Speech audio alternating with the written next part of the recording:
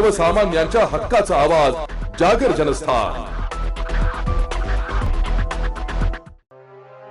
विद्यार्थिनींची सुरक्षा या विषयावर सध्या सर्वच पालक चिंतेत असून शाळेत जाणाऱ्या आपल्या मुलींची चांगल्या प्रकारे सुरक्षा व्हावी त्याबाबत काळजी कशी घेतली जावी हा विषय आता सर्वत्र चर्चेत आहे।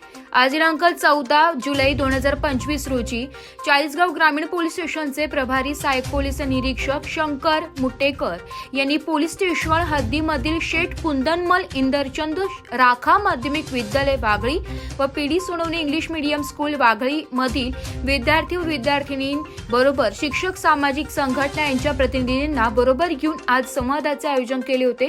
यात विद्यार्थिनींनी आपल्या सभोवताली असणाऱ्या लोकांना कसे ओळखावे, आपली सुरक्षा स्वतः कशी करावी, स्वतः सेल्फ डिफेन्स बाबतचे प्रशिक्षण घेऊन स्वतःची सुरक्षा कशी करावी, गुड टच आणि बॅड टच ओळखून आपल्या पालकांशी या विषयावर मनमोकळेपणे बोलावे। तसेच विद्यार्थ्यांना वाहतूक नियमाचे महत्त्व सांगून व्यसनमुक्तीबाबत माहिती दिली व त्याचे होणारे दुष्परिणाम बाबत माहिती सांगून सुरक्षिततेचे महत्त्व, नवीन झालेले कायदे, भारतीय न्याय संहिता, भारतीय नागरिक सुरक्षा संहिता, भारतीय साक्ष अधिनियम व नवीन कायद्याबाबतची माहिती सांगण्यात आली आहे।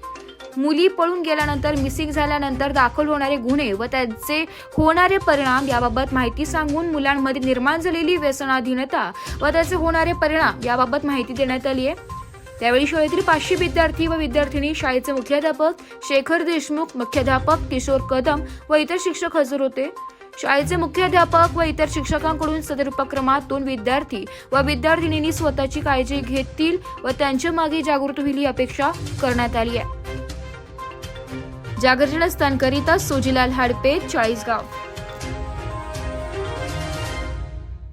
नाशिककरांसाठी जाहीर आवाहन। पावसाळ्यात अतिसार, गॅस्ट्रो, कॉलरा यांसारखे दूषित पाण्यामुळे होणारे आजार होऊ नयेत म्हणून उघड्यावरील अन्नपदार्थ व कापलेली फळे खाऊ नका। पिण्याचे पाणी गाळून 10 मिनिटे उकळून प्या। जेवणापूर्वी व बाळास भरवण्यापूर्वी हात स्वच्छ धुवा। ताक, शहाळ्याचे पाणी, डाळीचे पाणी भरपूर प्रमाणात प्या आणि ताज्या अन्नपदार्थांचे सेवन करा। रोगाची लागण झाल्यास त्वरित डॉक्टरांचा सल्ला घ्या। स्वच्छता पाळा, रोग टाळा। सार्वजनिक आरोग्य विभाग, मनपा नाशिक द्वारे जनहितार्थ प्रसारित।